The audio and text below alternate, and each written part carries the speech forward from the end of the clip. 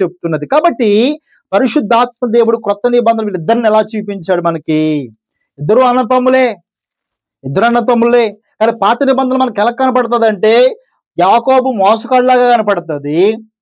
గుర్తుపెట్టుకోండి, యాకోబు మోసగాళ్ళలాగా కనపడతాడు, యాషావు మరి మొనగాళ్ళలాగా కనపడతాడు. వాస్తవానికి క్రొత్త నిబంధన వచ్చేసరికి ఏ విధముగా చెబుతున్నాడో చూడండి, ఒక్కసారి జాగ్రత్తగా మనం పరిశీలిద్దాం.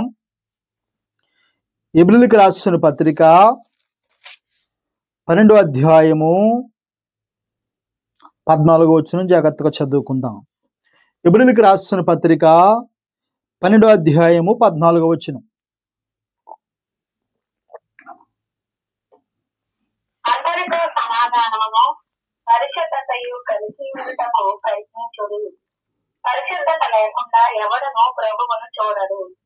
మీలో ఎవడైనను దేవుని కృపను పొందకుండా తప్పిపోవునేమో అనియు, ఏదైనా వేరు ఏదైనను ముడిచి కలవరపరచుట వలన అనేకులు అపవిత్రులై పోవుతురేమో అనియు, ఒక పూటకు కూటి కొరకు తన జ్యేష్ఠత్వపు హక్కును అమ్మివేసిన యాసావు వంటి భ్రష్టుడైనను వ్యభిచారి అయినను ఉండనేమో అని జాగ్రత్తగా చూసుకొనుడి. యాసావు ఆ తరువాత ఆశీర్వాదము పొందగోరి కన్నీళ్లు విడిచిచు దాని కోసరము శ్రద్ధతో వెతికినను మారు మనసు పొంద అవకాశము దొరకక విసర్జింపబడినని ఆమేన్. చాలా జాగ్రత్తగా గమనించాలండి. మనకి బైబిల్ జాగ్రత్తగా చదివేటప్పుడు పాత నిబంధనలో చాలా విషయాలకు మనకి జవాబులు దొరకవు, చాలా మనకు అర్థం కావు. న్యూ టెస్టమెంట్ అనగా క్రొత్త నిబంధనలో చాలా విషయాలు దేవుడు మరి బహిర్గతం చేశాడు, అర్థమయ్యే విధంగా చెప్పాడు. యాషావు యొక్క బ్రతుకుని ఏ విధంగా దేవుడు చెప్తూ ఉన్నాడంటే, యాషావు వ్యభిచారము చేయలేదు, యాషావు దొంగతనము చేయలేదు. గుర్తుపెట్టుకోండి, దేవుని తీర్పులు ఎంత భయంకరంగా ఉంటాయి చూడండి. దేవుడు చూసే కోణము ఏ విధంగా ఉంటుందో మీరు చూడండి, జాగ్రత్తగా గమనించాలి. ప్రతి క్రైస్తవుడు ఇది చాలా జాగ్రత్తగా గమనించాలి. దేవుడు తలంపు విధానం ఎలా ఉంటుందో చూడండి, దేవుడు తీర్చే తీర్పులు ఏ విధంగా ఉంటాయి చూడండి. అందుకే ఆయన తీర్పులు అగోచరం అంటాడు రోమాపత్రికలో. మీకు అర్థమవుతుందండి? రోమాపత్రిక మీరు చదువుకుంటే ఆయన తీర్పులు అగోచరములు. అగోచరములు అంటే ఏంటండి? అగోచరములు అంటే అర్థం కావు. దేవుడు తీర్చే తీర్పులు మనకు అర్థం కావు, మనకు అర్థం కావయి అంత తేలిగ్గా అర్థం చేసుకోవడం కొరకు ప్రయత్నించాలి. మీరు జాగ్రత్తగా యాషావు యొక్క జీవితాన్ని పరిశీలిస్తే అతడు వ్యభిచారి కాదు, అతడు దొంగ కాదు. మీకు అర్థమవుతుందండి? అతడు ఎవరిని మోసం చేయలేదు అని ఇక్కడ బైబిల్ చెప్తుంది. అతడు వ్యభిచారని. ఏంటి అసలు దేవుడు ఇలా మాట్లాడుతున్నాడు ఏంటి అసలు బైబిల్ చదివితే మనకి ఏమర్థమవుతుంది? దేవుడు కోణం ఎలాగుంది, దేవుని తలంపులు ఎలాగున్నాయి అని జాగ్రత్తగా పరిశీలిస్తే జాగ్రత్తగా మీరు గమనించండి. 11వ అధ్యాయంలో మనకేమో యాకోబు కనపడతాడు, 12వ అధ్యాయంలో యాషావు కనపడుతున్నాడు. అంటే 11వ అధ్యాయంలో ఉన్న వాళ్ళందరూ ఎవరు? పరదేశులో ఉన్నవారు, బలహీనులుగా ఉండి బలపరచబడిన వారు, మారు మనసు పొందినవారు. గుర్తుపెట్టుకోండి, 11వ అధ్యాయంలో ఉన్న వాళ్ళందరూ కూడా మారు మనసు పొందినవారు. వాళ్ళ మంచోళ్ళనేం కాదు. మీరు 11వ అధ్యాయం జాగ్రత్తగా చదువుకుంటే వాళ్ళందరూ పుట్టుకతోనే పరిశుద్ధులు కాదు, గొప్పవారేమి కాదు, కానీ భ్రష్టులుగా ఉన్న మంచివారుగా మార్చబడిన వారు, బలహీనులుగా ఉండి బలపరచబడిన వారు, పాపులుగా ఉండి పరిశుద్ధులుగా మార్చబడిన వారు 11వ అధ్యాయంలో ఉన్నవారు. ఆ 11వ అధ్యాయంలో ఎవరున్నారు? మనకి యాకోబు గారు స్పష్టంగా కనపడుతున్నారు. కానీ 12వ అధ్యాయం వచ్చేసరికి స్ట్రాంగ్ గా చెప్తున్నాడు సంఘానికి దేవుడు, ఖండించి చెప్తున్నాడు దేవుడు. ఈ 12వ అధ్యాయంలో ఎవరిని చూపిస్తున్నాడంటే మనకి యాషావుని చూపిస్తున్నాడు. ఏం చేశాడు యాషావు, ఏం తప్పు చేశాడు యాషావు అంటే మీరు గమనిస్తే ఇక్కడ ఆయన చెప్పుకుంటూ వస్తున్నాడు. అందరితో సమాధానమును పరిశుద్ధతయు కలిగి ఉండుటకు ప్రయత్నించుడే, పరిశుద్ధత లేకుండా ఎవడను ప్రభువును చూడడు. ఫస్ట్ వచనం మనం జాగ్రత్తగా ప్రయత్నిస్తే మనం అందరితో సమాధానముగా ఉండాలంటే ఇది ఆజ్ఞ. ఎందుకు చెప్తున్నాను మీరు గమనించండి. అందరితో సమాధానముగా ఉండాలి. సమాధానముగా ఉండకపోతే ఏమవుతుంది? ఉండవలసింది ఆజ్ఞ, ఉన్నంటే కుదరదండి. ఒక సంఘములో ఉన్నాము, ఒక కుటుంబంలో ఉన్నామంటే సమాధానము కలిగి ఉండకపోతే దేవుడు ఒప్పుకోడు. ఈ లోకంలో జీవిస్తున్న మనము నేను ఆరాధిస్తాను, నేను దేవుని స్తుతిస్తాను, దేవుని గణపరుస్తాను, సమాధానంగా ఉండంటే కుదరదు. తప్పనిసరిగా సమాధానముగా ఉండాలంట. రెండో విషయం ఏంటి? పరిశుద్ధత కలిగి ఉండుటకు ప్రయత్నించండి అన్నాడండి. ఆ పరిశుద్ధత లేకుండా ఎవడును ప్రభువును చూడంట. అంటే మనము పరిశుద్ధులుగా ఉండటానికి ప్రయత్నించాలి. గుర్తుపెట్టుకోండి, ప్రయత్నించాలి అంటున్నాడంటే దానికి అర్థం ఏంటి?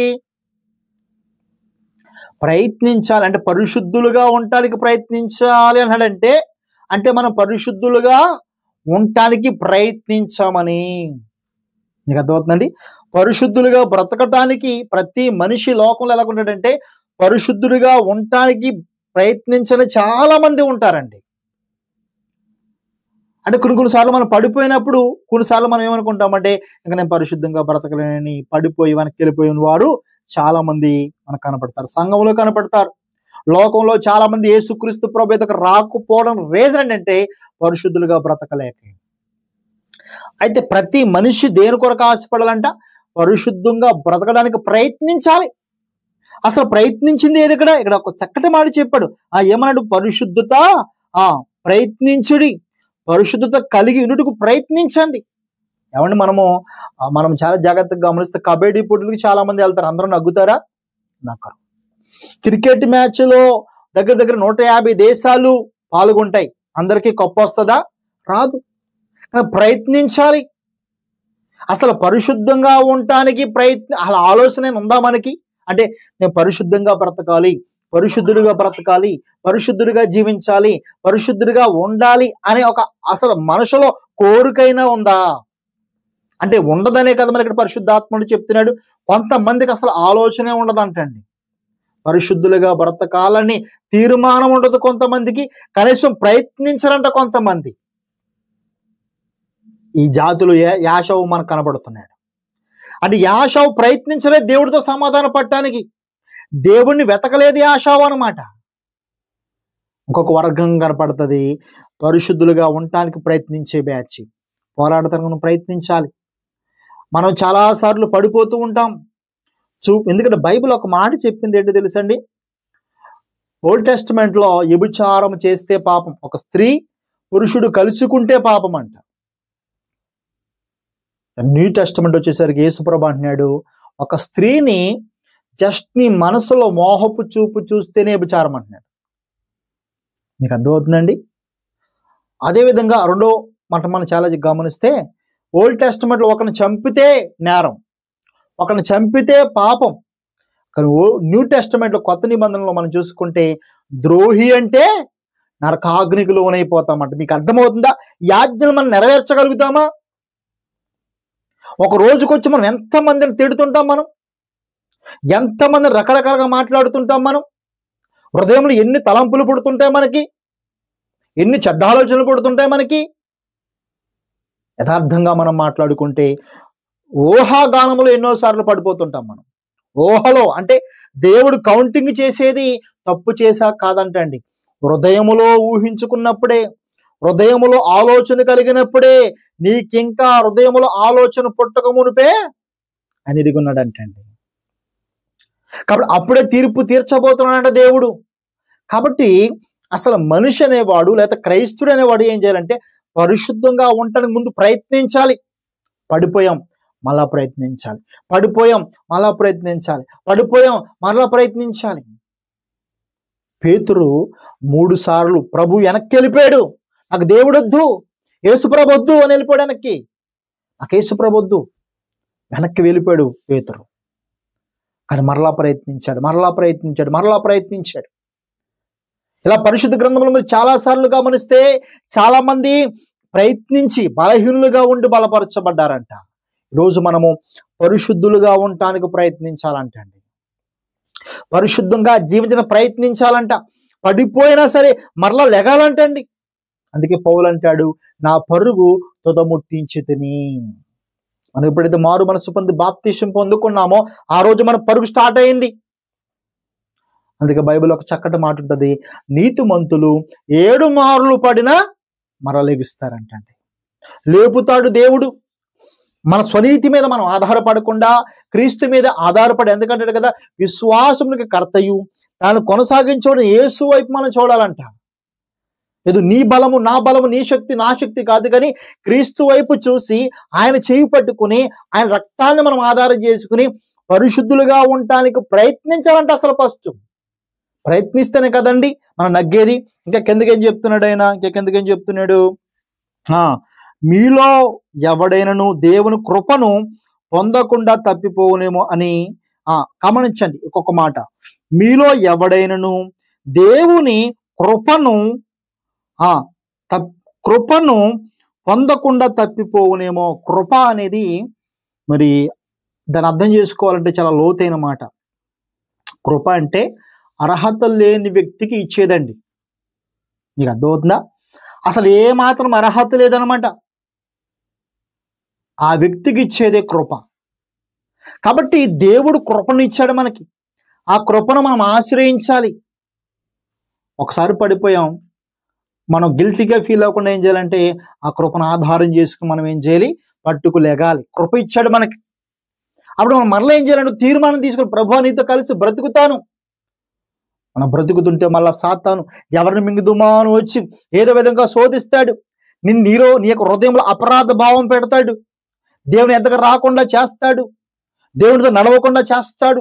అయితే మరలా మనం ఏం చేయాలంటే మన నీతి మీద ఆధారపడకుండా ప్రభు కృపను ఆశ్రయించి మనం లెగిసిపోయి పరిశుద్ధులుగా ఉండడానికి మనం ప్రయత్నించాలి. ఇంకా కిందకేమన్నాడు, మీలో ఎవడైనా దేవుని కృపను పొందకుండా తప్పిపోనేమనియు చేదైన వేరు ఏదైనా మొలిచి కలవరపడటం వలన అనేకులు అపవిత్రులైపోదురేమనియు ఒక పూట కూటి కొరకు తన జాష్టపు హక్కును అమ్మివేసిన యాసావు వంటి భ్రష్టుడైన వ్యభిచారైనా ఉండినేమో అనియు జాగ్రత్తగా చూసుకోండి. ఇన్ని మాట్లాడండి ఇక్కడ పరిశుద్ధాత్మ దేవుడు. ఎవరిని? యాషావు గారిని. యాషావు ఏమన్నాడు? యాషావుని ఏమన్నాడండి ఇక్కడ? భ్రష్టుడంట, వ్యభిచారంట. పరిశుద్ధ గ్రంథము భాష మనకు అర్థమవుతుందండి. అతను చేసిన భయంకరమైన తప్పు ఏంటంటే, పాపం ఏమిటంటే, యాషావు గారు చేసిన పాపము, యాకోబు గారంట కూర వండుకున్నాడంట, చిక్కుడిగా కూర ఎర్రగా ఉన్నదంట. ఒక పూట కూర కోసం, ఒక పూట కూడు కోసం అన్నాడు ఇక్కడ పరిశుద్ధాత్మ దేవుడు. ఒక పూట కూడు కోసము మరి యాకోబు లింకి పెట్టాడు. అన్నా మరి నీకు కూర ఏమంటున్నావు, వేస్తాను, మరి కూర వేసి ఫలం అయితే నువ్వు నాకు పని చేయాలి. ఏం చేయాలి? నీ జాష్టపు హక్కును నాకు ఇచ్చేయాలి. ఇస్తానరా కూర అన్నాడు. అట్లా కాదు, నువ్వు ప్రమాణం చేయాలి. అప్పుడు యాషావు అనుకున్నాడంట, ముండా ప్రాణాలు ఉంటే ఎంత పోతే అంత, చచ్చిపోయి బోల్దు, ఒక పూట అన్నం చచ్చిపోతే సరిపోతుంది, మాయదారి జాష్టత్వం మనకెందుకు అని జాష్టపు హక్కుని పూట కూడు కోసం అమ్మేహాడంటండి. అంటే సహజంగా పూట కూడు తినకపోతే మనిషి చచ్చిపోతాడా? చావడు. కానీ యాషావు యొక్క పాపం ఏమిటంటే, ఆ జాష్టపు హక్కుని పూట కూడు కోసం అమ్ముకోవటం. అక్కడిది చాలా పెద్దది కదండి. ఆ పెద్దదాన్ని చిన్నదానికి అమ్మేసుకోవడం అనేది దేవుడు చాలా పాపంగా పరిగణించాడు. ఇప్పుడు మనకెందుకు చెప్తున్నాడు పరిశుద్ధాత్మ దేవుడి మాట అంటే, మనము యాషావు కంటే వత్తాదులు. మనం ఎవరంట? యాషావు పూటకూడు కోసం జాష్టపు హక్కును అమ్మేసుకుంటే, యాషావు అమ్ముకున్నది పరలోకపు జాష్టపు హక్కు కాదు.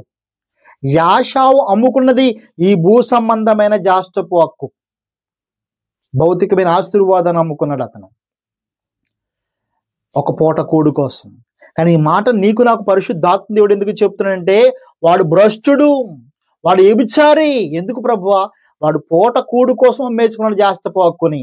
ఈ మాట నీకు నాకు ఎందుకు చెప్తున్నాడంటే, మనము కూడా చాలాసార్లు పరలోక రాజ్యం అనే జాష్టపు హక్కుని ఆ జ్యేష్ఠుల సంఘంలో చేరకుండా చిన్న చిన్న విషయాలకి మన జీవితాన్ని అమ్మేసుకుంటాం. కొన్నిసార్లు చిన్న చిన్న విషయాలకి, చిన్న చిన్న పాపాలకి, చిన్న చిన్న సంతోషాలకి, చిన్న చిన్న విషయాల పట్ల మనము బానిసలం అయిపోయి మనము యాషావు కంటే భ్రష్టులం అయిపోతాం. ఇప్పుడు యాషావే నయం, అతడు ఈ లోకపు జాష్టత్వాన్ని అమ్ముకున్నాడు. మరి మనలో చాలా మంది ఎలాగున్నారు ఇవాళ? ఆ పరలోక రాజ్యం అని జాస్టపు హక్కుని ఎవరు ఇచ్చారండి మనకి? యేసుప్రభు ఇచ్చాడు. మన వల్ల కలిగింది కాదు ఇది. మనకు కూడా జాస్టపు హక్కు ఉంది. ఇప్పుడు జాస్టమ హక్కులో యేసుప్రభు పెద్దవాడైతే ఈ జాస్టుల సంఘాలకి మనం ఆయన తర్వాత తమ్ముళ్ళం. ఇప్పుడు మన జీవితంలో కూడా చేదనే వేరు తగిలి, అది ఏదైనా కావచ్చు, ఈ లోకానుసారంగా మీరు జాగ్రత్తగా చూసుకోండి. దేవుడు ఒక వ్యభిచారం అనే కాదు, ఇక్కడ ఒక దొంగతనం అనే కాదు, ఇతడు ఏ పాపం చేశాడు యాసావు? ఒక పూట కూడు కోసం అంటండి. అంటే నువ్వు చేసే పాపం ఏదనేది కాదు, కానీ దానికోసం దేవుని మందిరాన్ని విడిచిపెట్టేయటం. నువ్వు చేసే పాపం ఏదనేది కాదు, కానీ దానికోసం ప్రభుని విడిచిపెట్టేయటం. ప్రభువును కాదని నువ్వు ఈ లోకంలో దేనికోసం నువ్వు అమ్ముడిపోయినా నువ్వు వ్యభిచారివి, భ్రష్టుడు అంటున్నాడు. పురులారా, మనం ఏది కోల్పోతున్నాం తెలుసా అండి? పరలోకాన్ని కోల్పోతున్నాం. మనం ఏం కోల్పోతున్నాం తెలుసా అండి? పరలోక హక్కును కోల్పోతున్నాం. అందుకే అటువంటి భ్రష్టుడు మీలో ఉండునేమో జాగ్రత్తగా చూసుకోండి అంటున్నాడు. పురులారా, తర్వాత అంట మారు మనసు పొందుటకు అతడు ప్రయత్నించాడంట. కన్నీళ్ళు విరిచాడు, ఏడ్చాడు. ఇంతకీ యాకోబు గారికి జాస్తపు హక్కు ఎందుకు వచ్చింది? యాకోబుకు రావటం ధర్మం. ఎందుకు ధర్మం అంటే అమ్మేసుకున్నాడు కదండి. యాషావు అమ్మేసుకున్నాడు కదా మరి చిక్కుడుగా కూరకి. మరి మళ్ళీ ఎలాగెళ్తుంది అతనికి? బుద్ధి లేదా యాషావుకి? జాస్తపు హక్కు ఎలా వస్తుంది? ఆశీర్వాదం ఎలా వస్తుంది? అందుకే యాకోబు ఆశీర్వాదం పొందేసుకున్నాడు అక్కడ. ఎందుకంటే అమ్మేసుకున్నాడు ఇతను. అందుకే పరిశుద్ధాత్మలు స్పష్టంగా చెప్పాడు, వాడు అమ్మేసుకున్నాడు హక్కుని ఒక పూట కూడు కోసం. నా ప్రియ సంగమా, ఇది మనము కూడా చిన్న చిన్న విషయాలకి మన జాస్తపు హక్కుని అమ్మేసుకోకుండా, చిన్న చిన్న సంతోషాల కొరకు, ఈ లోకంలో చిన్న చిన్న విషయాల కొరకు ప్రభుకు దూరం అయిపోవద్దు. యాషావుని వ్యభిచారం అంటున్నాడంటే ఇక్కడ మన బతుకు ఒకసారి చూసుకోండి. మనం ఏ విషయాల కొరకు, ఏ బ్రతుకు కొరకు మనము చిన్న చిన్న విషయాల కొరకు ప్రభుని విడిచిపెట్టేస్తున్నాం మనము. యాషావు బలహీనుడే కానీ బలపరచబడలేదండి. కానీ యాకోబు కూడా బలహీనుడే, బలపరచబడ్డాడు. ఒకసారి చూద్దాం, చూడండి. ఎబ్రీయులకు రాసిన పత్రిక 11వ అధ్యాయము 9వ వచనం. ఎబ్రీయులకు రాసిన పత్రిక 11వ అధ్యాయం 9వ వచనం. విశ్వాసమును బట్టి అతనితో ఆ వాగ్దానములకు చదవమ్మా. విశ్వాసమును బట్టి అతనితో ఆ వాగ్దానములకు సమాన వారసులైన ఇస్సాకు, యాకోబు అనువారును గుడారములలో నివసించుచు అన్యుల దేశములలో ఉన్నట్టుగా వాగ్దత్త దేశంలో పరవాసులైరి. ఏలయనగా దేవుడు దేనికి శిల్పియు నిర్మాణకుడై ఉన్నాడో పునాదులు గల ఆ పట్టణము కొరకు అబ్రహాము ఎదురు చూస్తుండెను. ఆమేన్, హల్లెలూయా. చాలమ్మా, ఇక్కడ సరిపోతుంది. ఎవరెవరు పేర్లు కోడ్ చేస్తాడు పరిశుద్ధాత్మ దేవుడు ఇక్కడ? విశ్వాసమును బట్టి అతనితో ఆ వాగ్దానముకు సమాన వారసుని ఇస్సాకు, యాకోబు అనువారును గుడారములో నివసించుచు అన్యుల దేశములో ఉన్నట్లుగా వాగ్దాద దేశములో పరవాసులైరి. ఎందుకంటే యాలనగా దేవుడు దేనికి శిల్పి నిర్మాణకారుడై ఉన్నాడో పునాదులు గల పట్టణం కొరకు ఎదురు చూశారంట. ఇందులో ఎవరు కనబడుతున్నారు? యాకోబు కూడా కనబడుతున్నాడు. యాకోబు గతంలో ఇందాక మనం చెప్పుకున్నాం కదా, ఫస్ట్ ఏమన్నాడు? ప్రభువా, నువ్వు నాకు మరి ఆస్తిస్తే 3 పూటలు భోజనం పెడితే నీకు 10వ వంతు ఇస్తాను, నువ్వు నాకు దేవుడిగా ఉంటావు అన్నాడు ఫస్ట్లో. కానీ తర్వాత ఎప్పుడైతే ఆ ఆస్తిని పొందుకున్నాక, అంతస్తును పొందుకున్నాక, పిల్లలు పొందుకున్నాక అతనికి సమాధానం లేదు. అప్పుడు దేవుడు పాదాలు పడిన, ప్రభువా, ఈ భూ సంబంధమైన ఆశీర్వాదము కాదయ్యా, నాకు పరలోక ఆశీర్వాదము కావాలి, ఆ పరలోక రాజ్యం కావాలని దేవుని పాదాలు పట్టుకుని ఏడవగా ఆ ఆశీర్వాదాన్ని పొందుకున్నాడు. అందుకే ఇక్కడ తర్వాత తన జీవితాన్ని మనం జాగ్రత్తగా పరిశీలిస్తే నిజమైన మారు మనసు పొందాడు. బలహీనుడిగా ఉండి బలపరచబడ్డాడు. తన జీవితం ఎంత బాగా మారిపోయిందంటే, యాకోబు ఎలాగైతే పరవాసిగా ఉన్నాడో, ఇస్సాకు ఎలాగ పరవాసిగా ఉన్నాడో ఇశ్రాయేల్ దేశంలో, యాకోబు కూడా పరవాసిగానే ఉన్నాడు. మీకు అర్థమవుతుందండి? పరవాసిగానే ఉన్నాడు. అతడు అన్యుల దేశంలో పరవాసిగా ఉన్నాడు. అంటే తర్వాత యాకోబుకి ఏమర్థమైంది తెలుసా అండి? నాకేమీ లేకపోయినా పర్వాలేదు, నాకు డబ్బు లేకపోయినా పర్వాలేదు, నాకు సరైన ఇల్లు లేకపోయినా పర్వాలేదు, నాకు పరలోక రాజ్యం కావాలని యాకోబు కూడా పునాదులు గల ఆ పట్టణం కొరకు ఎదురు చూశాడంట. పరలోక రాజ్యం కొరకు ఎదురు చూశాడంట. అంటే యాకోబు ఎంత మారిపోయాడో చూడండి, ఎంత పరిపూర్ణత చెందాడో చూడండి, ఎంత గొప్ప మరి ప్రధానమైన మారు మనసు పొందాడో చూడండి. బలహీనుడిగా ఉండి బలపరచబడ్డాడు యాకోబు. కానీ యాషావు గురించి పరిశుద్ధాత్మ దేవుడు అన్నాడు, వాడు ఈబుచ్చారి, వాడు భ్రష్టుడు అంటున్నాడండి. ఎందుకో తెలుసా? పూట కూడు కోసం తొందరపాటులో జాస్టపు హక్కుని అమ్మేసుకున్నాడు. అని యాకోబు అలా కాదు. నా ఆస్తి అంతా పోయినా పర్వాలేదు అన్న, నువ్వు తీసిపో ఆస్తి అంతా. ప్రభు పాదాలు పట్టుకుని, ప్రభువా నాకు ఈ లోకానుసరమైన ధనము కాదు కానీ పరలోక ధనము కావాలని పాదాలు పట్టుకుని తన జీవితాన్ని సరి చేసుకుంటూ ప్రభుతో నడిచిన వాడు యాకోబు అండి. మీకు అర్థమవుతున్న పిల్లరా? కాబట్టి జాగ్రత్తగా మనం పరిశీలించినప్పుడు మనము కూడా బలహీనులమే, మనం కూడా యాకోబు అంటూ వారమే. యాకోబు కంటే నీచులని చెప్పాలంటే మనం. అయితే యాకోబుని అంత గొప్పగా మార్చిన దేవుడు, యాకోబుని ఇశ్రాయేలుగా చేసిన దేవుడు, నిన్ను నన్ను చేయగల సమర్థుడైన. ఎప్పుడంటే ఆయన పాదాలు పట్టుకున్నప్పుడు. యాకోబు పట్టుకున్నది ఏంటో తెలుసా అండి? పాదాలు పాదాలు పాదాలు పట్టుకున్నాడు. ప్రభువా నన్ను విడిచిపెట్టకు, నన్ను విడిచిపెట్టకు, నన్ను విడిచిపెట్టకు. ఈరోజు మన సంఘంలో ఎలా ఉన్నారండి? నాకేదో జరగలేదని, నాకేదో రాలేదని సంఘంలో ఏ గొడవ పెట్టిన సంఘాన్ని మానేసేవారు లేరా? సంఘాన్ని విడిచిపెట్టేవారు లేరా? దేవుని విడిచిపెట్టేవారు లేరా? చాలా మంది ఉన్నారు పుర్లారా. నా ప్రియ సంఘమా, బైబిల్ని మీరు చదవండి, పరిశుద్ధ గ్రంథాన్ని చదవండి. బైబిల్లో ఉన్న చాలా మంది కూడా ఈ లోకములో అంతా నాకు వద్దన్నారు. ఈ లోకంలో అందరూ ఉన్నా పర్లేదు, లేకపోయినా పర్వాలేదు అన్నారు. నీ ఉంటే చాలు ప్రభు అన్నారు. కాబట్టి నా ప్రియ సంఘస్తులారా, మనల్ని కూడా దేవుడు బలహీనంగా ఉన్న వారిని బలపరుస్తాడు. ఎప్పుడంటే ఆయన సన్నిధిలో ఆయన పాదాలు పట్టుకుంటూ, ప్రభువా నాకు ఈ బలహీనత ఉందయ్యా, నన్ను బలపరుచునైనా, నీ రాజ్యానికి తీసుకెళ్ళి ప్రభువా అని యాకోబు ఎలాగైతే మార్పు చెందాడో, యాకోబు మొదటగా భూ సంబంధమైన వాటిని వెతికాడు, కానీ తర్వాత పరలోక సంబంధమైన వాటిని వెతికాడు. మనం కూడా ఫస్ట్లో ప్రభు దగ్గరకు వచ్చినప్పుడు ఇంతవరకు మనం కూడా అడిగాం, ప్రభువా నాకు ఇల్లు సహాయం దయచేయండి, ప్రభు లోకానుసారం నాకు అది ఇవ్వండి, ఇది ఇవ్వండి అని అడుగుతూ వచ్చాం. మనం తప్పు కాదు, దేవుడు అని తప్పు అనట్లేదు. అంతకంటే గొప్పది ఉంది మనకి, ఆ పరలోక రాజ్యం. మనం అడగాలి, ప్రభువా అవునయ్యా నా జీవితంలో కూడా చేదైన వేరు తగిలి నీ నుంచి దూరం అయిపోతున్నానేమో ప్రభువా, అయ్యా చేదైన వేరు నాలో ఉందేమో ప్రభువా. గుర్తుపెట్టుకోండి, మనందరిలో ఏదో ఒక చేదైన వేరు మొలిచిపోతుంటది. కొన్ని రోజులు బాగున్నా ఏదో రకమైన చేది, ధనం కావచ్చు, అహంకారం కావచ్చు, లేకపోతే లోకానుసారం శరీర ఆస్తి కావచ్చు, త్రాగుడు కావచ్చు, దేవుడి నుంచి దూరం చేసేది ఏదైనా కావచ్చు, దేవుడి నుంచి దూరం చేసి ఏ వ్యసనమైనా కావచ్చు, అది మనలో మొలిచిపోతుంటదండి, మొలిచిపోతుంటది. ప్రహారీకి ఏదైనా చిన్న, మీరు ప్రహారీ ఉండదనుకోండి, ప్రహారీకి చిన్న గచ్చు ఊడిపోయింది అనుకోండి, ఆ